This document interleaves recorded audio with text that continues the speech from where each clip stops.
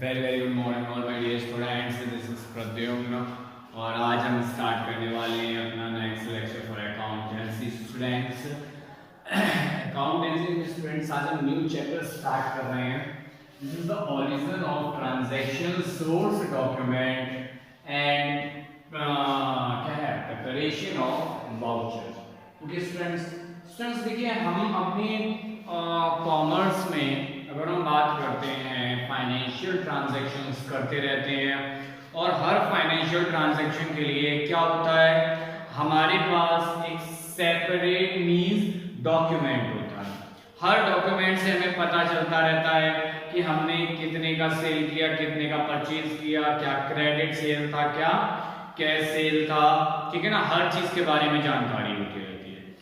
तो स्टूडेंट्स अगर हम बात करते हैं अकाउंटिंग की, यानी कि अकाउंटिंग ट्रीटमेंट की, ठीक है ना, बात करें एंट्री करने की या अदर ट्रांजैक्शन को पोस्ट करने की, तो उस सिचुएशन में ट्रांजैक्शंस को पोस्ट करने से पहले या एंट्री करने से पहले हम क्या करते हैं, सबसे जरूरी चीज होती है कि हमारे पास अगर रिटन डॉक्यूमेंट अवेलेबल होंगे then we can do very easily. अगर आपको यही नहीं पता चलेगा डॉक्यूमेंट के थ्रू कि दिस इज कैश सेल और क्रेडिट सेल, आप कंफ्यूज हो जाओगे और गलत एंट्री करने लग जाओगे, ठीक है ना। यानी कि आपको ये पता होना बहुत जरूरी है कि कैश सेल है, क्रेडिट सेल है, परचेज है, एफडी हो रहा है, चेक क्या है, ये सारे डॉक्यूमेंट्स के बारे में आपको जानकारी होनी चाहिए। और इन डॉक्यूमेंट्स के लिए जानकारी हमें यही चैप्टर नंबर 7 देने वाला है। यहां से हम एक एक टॉपिक की नॉलेज इजीली पिक कर लेंगे स्टूडेंट्स। ओके, सो हम हर डॉक्यूमेंट के बारे में यहाँ बात करेंगे, उससे रिलेटेड इंफॉर्मेशन भी पिक करेंगे। तो सबसे पहले बात करते हैं यहाँ सोर्स डॉक्यूमेंट्स की। ओके, तो व्हाट इज सोर्स डॉक्यूमेंट, सबसे पहले एक बार डेफिनेशन पढ़ लेते हैं हम। Document is an evidence of transaction and event and is known as source documents based on which accounts are debited credited with the transacted amount. मतलब मैंने जैसे भी आपको बताया था कि हर एक डॉक्यूमेंट का एक एविडेंस होता है। हर एक चीज के लिए अगर हम बात करते हैं, कोई भी एक्टिविटी अगर होती है तो उसके लिए सबसे पहले क्या करते हैं, अगर आपने उस एक्टिविटी को नहीं देखा हो तो कहते हैं एविडेंसेस हैं। कोर्ट में भी अगर जाओगे तो क्या चाहिए, वहां एविडेंसेस हैं। अगर आपके पास एविडेंसेस हैं then okay, otherwise you can't do anything. So जो सोर्स डॉक्यूमेंट्स होते हैं वो क्या होते हैं, हमारे लिए एविडेंसेस होते हैं स्टूडेंट्स। और उन एविडेंसेस के थ्रू हम क्या करते हैं, ट्रांजैक्शन को पोस्ट करते हैं कि कौन सा ट्रांजैक्शन डेबिट होगा और कौन सा ट्रांजैक्शन क्रेडिट होगा। अगर हमारे पास एविडेंसेस नहीं होंगे, यानी कि हमारे पास डॉक्यूमेंट्स नहीं होंगे, है ना, तो हमें समझ ही नहीं आएगा कि कौन सा ट्रांजैक्शन हम डेबिट कर दें, कौन सा क्रेडिट कर दें। गलत डेबिट करेंगे, गलत क्रेडिट करेंगे और क्या होगा, हमारी पूरी की अकाउंटेंसी गलत होगी। ओके, सो नाउ आगे देखते हैं। Source document is prime important in accounting because accounting is based on factual financial information. यहां पर क्वेश्चन में कहा है कि अगर सोर्स डॉक्यूमेंट नहीं होंगे तो हमें पता ही नहीं चलेगा ट्रांजैक्शन के बारे में। और जो भी अकाउंटिंग होती है ट्रांजैक्शन की वो क्या होती है, यहां पर एक वर्ड यूज किया गया है फैक्चुअल। एक्चुअल और फैक्चुअल मतलब एक्चुअल में जो फैक्टर्स होते हैं उन पर डिपेंड होती है स्टूडेंट्स। अगर हम एग्जांपल की बात करें तो कैश मीमो से हमें क्या पता चलेगा, कैश सेल है या क्रेडिट सेल है। बिल्स इनवॉइस, इससे हमें क्या पता चलेगा कि ये कैश सेल हो रही है या क्रेडिट, ठीक है ना। तो ये सारी चीजें हैं जिससे हमें इनके बारे में पता चलता जाएगा और हम क्या करते जाएंगे, जर्नल एंट्री पोस्ट करते चले जाएंगे, अपनी पोस्टिंग और अकाउंटेंसी को आगे बढ़ाते चले जाएंगे students. So now first point is cash memo. जैसे कि मैंने अभी आप लोगों को बता दिया था कैश मीमो में क्या होता है, आपको दुकान पे एक एडवर्टाइज अच्छा आता था, याद करो जब आप छोटे थे तो एक एडवर्टाइज आता था, जागो ग्राहक जागो, है ना, याद आया कुछ। वहां क्या होता था एक आदमी कस्टमर आता था दुकान पे, ठीक है ना, वो कोई भी चीज मांगता था दुकान वाले से, दुकान वाला उसे थैली में डाल के दे देता था और क्या करता था, कस्टमर पेमेंट करता था और चल देता था। तभी एक छोटा सा कार्टून कैश मीमो में से निकलता था, एक डायरी में से निकलता था जिसका नाम होता था कैश मीमो। उस पे लिखा रहता था कैश मीमो। फटाफट से उसका हाथ पकड़ता था, अरे मुझे भी तो ले चलो साथ में, है ना। और तब कहता अरे मैं तो भूल गया, और दुकान वाले से कहता लाओ मेरा कैश मीमो दो। दुकान वाला कहता हाँ अभी लो मैं देता हूँ। फटाफट से लिखता था कि इतना मटेरियल परचेज किया है, इतनी क्वांटिटी का, इतनी क्वांटिटी में, और जिसका प्राइस एक सर्टेन। याद आया कुछ? बस वही कैश मीमो की बात कर रहे हैं। चलिए आगे देखिए।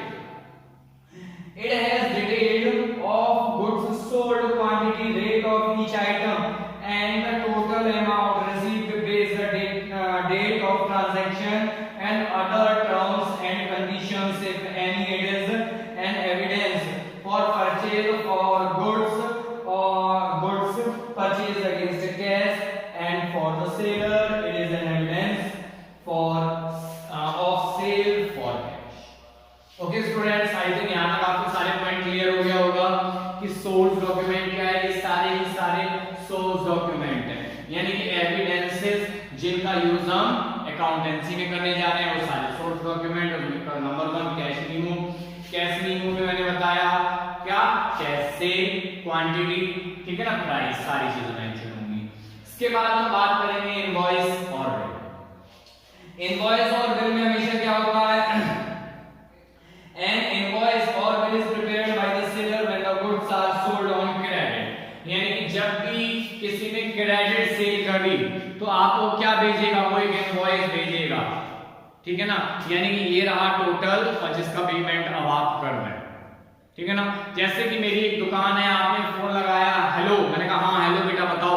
आपने कहा सर मुझे इतना इतना मटेरियल चाहिए इस क्वांटिटी में। मैंने कहा ओके बेटा मैं भेजता हूँ, एड्रेस दो। आपने एड्रेस बोला, मैंने एड्रेस लिखा और मैंने उस मटेरियल को आपके पोस्टल एड्रेस पर सेंड कर दिया। तो मैं उस मटेरियल के साथ में एक बिल रख दूंगा। जैसे कि आप अपना घर पे मटेरियल ओपन करोगे तो एक बिल ऊपर निकल के आएगा जिसका नाम होगा इनवॉइस। याद रखिएगा, जिसमें पूरा टोटल लगा होगा आपको जो पेमेंट करना है। नेक्स्ट इसी में कंटिन्यू करते हैं। It has details for the party to whom goods are sold, goods sold and the total sale amount. The original copy of the sale invoice is sent to the purchaser and duplicate copy is retained as an evidence of the sale of recording it in the books of account and for future reference. For the purchaser, credit purchaser are evidenced by bill received from the supplier, ठीक है ना। यानी कि आपको ये बात समझ में आ गई होगी, क्योंकि यहाँ पर कुछ भी ऐसा नहीं लिखा जो मैंने अभी समझाया ना हो। यानी कि उसकी दो कॉपी बनाई जाती है, ओरिजिनल और एक डुप्लीकेट। ओरिजिनल तो मैं आपको दे दूंगा क्योंकि आपको पेमेंट करना है, और डुप्लीकेट मैं अपने पास रखूंगा। क्यों? क्योंकि मुझे उसका एविडेंस रखना है। एविडेंस दो चीजों के रखने, दो वजह से रखने होंगे। पहले तो आपके पेमेंट के लिए, जब आप पेमेंट के लिए आओगे फटाफट से हम ओपन करेंगे, अच्छा आपका पेमेंट आ गया, उसको कट कर देंगे पे। दूसरा, हमने सेल की है, हमें जर्नल एंट्री पास करनी पड़ेगी, इसलिए हम दूसरा एविडेंस के तौर पर यूज करेंगे। ओके स्टूडेंट्स, नेक्स्ट पॉइंट है रिसीप्ट। व्हेन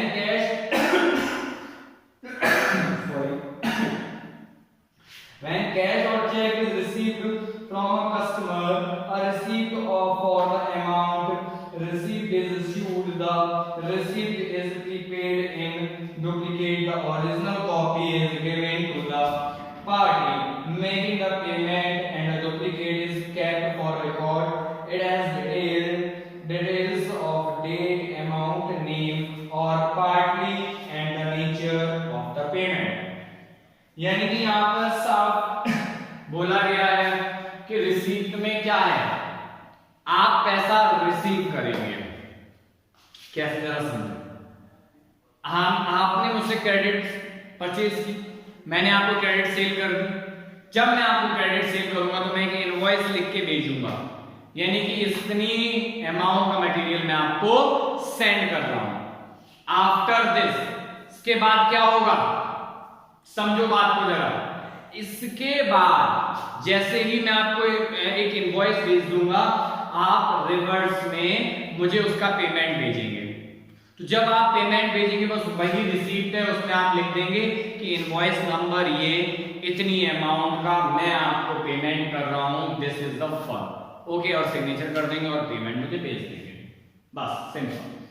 नेक्स्ट पॉइंट है पे इन slip. It is a source document used to depositing cash or check into bank. Pay slip is a form available from bank. It has a comfortable which is retained by the depositor. Nowadays, banks place a box in which check along with the filled pay slip can be dropped. अच्छा, आप तो एक बात बताओ, आप सब bank में तो गए होंगे? हाँ सर, हम सब गए हैं। बैंक में आप सब ने पैसे जमा किए होंगे, ठीक है ना?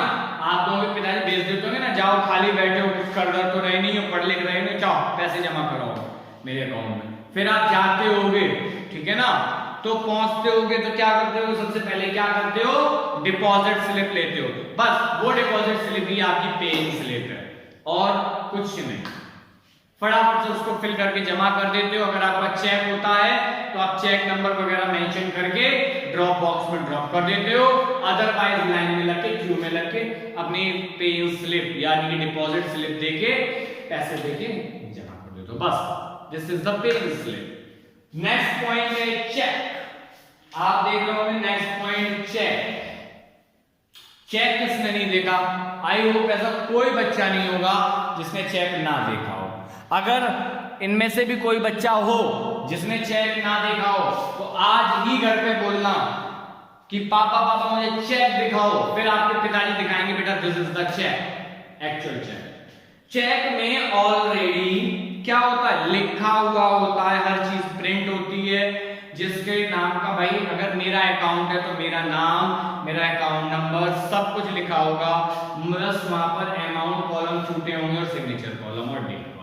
मैं फटाफट से आज की डेट में सपोज दैट मुझे पेमेंट करनी है 10,000 रुपीज आपको, तो मैं क्या करूंगा, आपका नेम लिखूंगा, ठीक है ना, और नीचे अमाउंट लिखूंगा, दिस इज द अमाउंट और सिग्नेचर कर दूंगा और डेट डाल दूंगा। यानी कि जैसे ही ये सब मैं काम करता हूं तो बैंक आपको पे करने के लिए लायबल होगी। आप बैंक के पास जाओगे, आप कहोगे बैंक जी ये लो चेक, सर ने मुझे काट के दे दिया, मुझे पेमेंट कर दो। बैंक आपको पेमेंट कर देगा। बट याद रखना, अगर मैंने उस बैंक के कॉर्नर पे 2 लाइन खींच दी फिर आप पेमेंट नहीं ले सकते। पेमेंट केवल आपके खाते में जाएगा, उसके अलावा कोई पेमेंट नहीं ले सकता। बट केवल मैंने आपका नाम लिख दिया, साइन कर दिए, फिर चाहे आप जाओ, चाहे आपके फादर जाए, मदर जाए, भैया जाए, कोई जाए, पेमेंट दे देगी बैंक आपको, क्योंकि उस पर मेरे सिग्नेचर होंगे। सिग्नेचर का मीन हो गया जिसके पास चेक है बैंक उसको पेमेंट कर दे। अगर मैंने लाइन खींच दी, लाइन ड्रॉ कर दी, दैट मींस जिसके नाम से चेक है उसके खाते में पेमेंट डिपॉजिट कर दे। ठीक है ना स्टूडेंट्स, आई होप आपको समझ आ गया होगा। बाकी ये 2 पॉइंट रह गए हैं, ये हम कल की लाइव क्लास में कवर कर लेंगे स्टूडेंट्स, ओके। और इन चीजों को भी आपसे पूछ लेंगे, क्वेरीज भी आपकी शॉर्ट आउट कर देंगे, ओके स्टूडेंट्स। आई होप आपको ये सारे पॉइंट समझ आ गए होंगे students. Thank you and have a nice